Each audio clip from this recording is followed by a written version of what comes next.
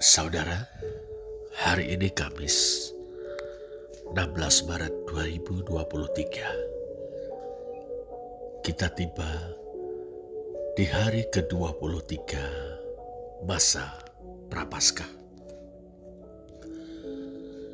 Dalam Matius 9 ayat 35 sampai 38 kita membaca, demikianlah Yesus berkeliling ke semua kota dan desa. Ia mengajar dalam rumah-rumah ibadat dan memberitakan Injil Kerajaan Surga, serta melenyapkan segala penyakit dan kelemahan. Melihat orang banyak itu, tergeraklah hati Yesus oleh belas kasihan kepada mereka, karena mereka lelah dan telantar seperti domba yang tidak bergembala. Maka katanya kepada murid-muridnya, tuaian memang banyak, tetapi pekerja sedikit. Karena itu mintalah kepada Tuhan yang empunya tuaian, supaya ia mengirimkan pekerja-pekerja untuk tuaian itu. Saudara, Yesus dari Nazaret menjelajahi seluruh wilayah Galilea, berkeliling ke semua kota dan desa, jajah di Sambilanggori. Dalam pengembaraannya, ia mengajar dalam rumah-rumah ibadat dan memberitakan Injil Kerajaan Surga, serta melenyapkan segala penyakit dan kelemahan. Lihatlah Matius 9 ayat 35, bandingkan dengan Matius 4 ayat 23. Perjalanan atau pengembaraan itu, saudara, telah mempertemukan Yesus dengan orang banyak. Dari perjumpaan itu Yesus merasakan bahwa mereka lelah dan telantar seperti domba yang tidak bergembala. Ia turut merasakan kelelahan mereka. Mereka adalah orang-orang yang lelah, eskulmenoi, karena kesusahan dan keresahan dalam menjalani hidup yang terus-menerus tertekan, terancam dan tertindas. Ia turut merasakan ketelantaran mereka. Mereka adalah orang-orang yang terlantar, erimenoi, dalam ketakutan dan kebingungan tanpa arah dan pedoman.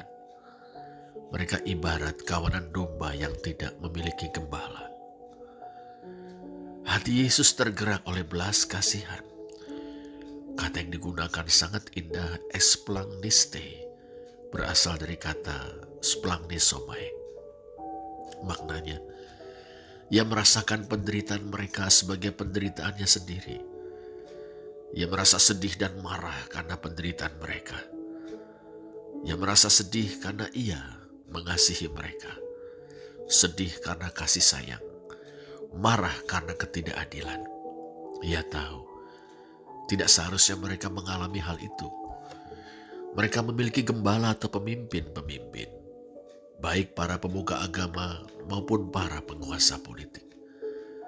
Kenyataan bahwa mereka lelah dan telantar menunjukkan bahwa para pemuka agama dan penguasa politik mengabaikan mereka, tidak mempedulikan mereka, bahkan ikut menindas mereka. Dalam artian tertentu, saudara, mereka adalah korban-korban para pemimpin mereka sendiri. Menyitir perkataan Raymond Fung, seorang teolog Asia, mereka adalah manusia berdosa sekaligus korban dosa. Tetapi saudara, Yesus tidak berhenti pada kesedihan dan kemarahan semata. Ia tahu bahwa ia harus berbuat sesuatu, harus ada yang dikerjakan agar kehidupan berjalan wajar. Demikian kata Iwan Fals. Dan Yesus tahu apa yang harus dilakukan. Maka ia bersabda kepada murid-muridnya, tuaian memang banyak, tetapi pekerja sedikit. Karena itu mintalah kepada Tuhan yang empunya tuaian, supaya ia mengirimkan pekerja-pekerja untuk tuaian itu. Setelah mengatakan itu, Yesus bertindak, membentuk kelompok 12 murid, memberi mereka kuasa, dan mengutus mereka untuk melayani orang banyak itu. Matius 10 ayat 1 dan 5. Saudara, sampai hari ini, masih banyak orang yang lelah dan telantar seperti domba yang tidak bergembala. Tapi siapakah yang akan melayani mereka? siapakah yang akan mengulurkan tangan kepada mereka? Dulu, Yesus membentuk kelompok 12 murid, kemudian mengaruniakan kuasa ilahi dan mengutus mereka untuk melayani orang banyak. Sekarang ia menghendaki kita, gerejanya, persekutuan murid-muridnya, untuk melayani mereka. Mari saudara, sediakan dan siapkan diri kita masing-masing untuk dihimpun, diperlengkapi dan diutusnya. Mari kita berdoa. Bapa di sorga, kami menyadari bahwa sebagai murid-murid Tuhan Yesus Kristus, kami diperhadapkan pada kenyataan tentang begitu banyaknya orang yang membutuhkan pelayanan dan kesaksian kami. Ampunilah kami bila kami cenderung untuk kurang peduli. Ampuni kami bila kami berdiam diri, tidak berbuat apa-apa. Sekarang kami rindu Bapa melayani dan bersaksi.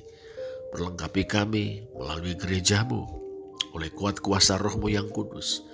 Karuniakanlah kepada kami kuasa Roh-Mu untuk melayani dan bersaksi. Utuslah kami Bapa dalam misimu untuk menjangkau sesama kami, orang-orang di sekitar kami, orang-orang yang terdekat dalam hidup kami. Utus kami untuk melayani mereka, untuk bersaksi kepada mereka tentang kasih-Mu yang ajaib dan kuasa-Mu yang sanggup membebaskan dari berbagai belenggu. Dalam nama Tuhan Yesus Kristus ya Bapa, kami berdoa